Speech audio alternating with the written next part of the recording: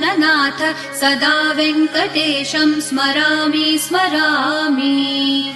हरे वेङ्कटेश प्रसीद प्रसीद, प्रियं वेङ्कटेश प्रयच्छ प्रयच्छ। अहं दूरतस्ते पदाम्भोजयुग्म, प्रणामेच्छयागत्य सेवां करोमि। सकृत्सेवया नित्यसेवा फलं त्वं प्रयच्छ प्रयच्छ प्रभो वेङ्कटेश।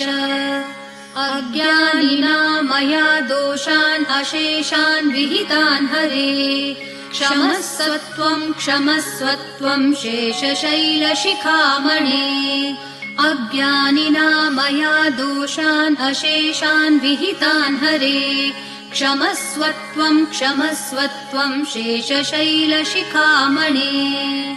ईशानां जगतोऽस्य वेङ्कटपतेर्विष्णोः परां प्रेयसीं, तद्वक्षस्थलनित्यवासरसिकां तत्क्षान्तिसंवर्धिनीं।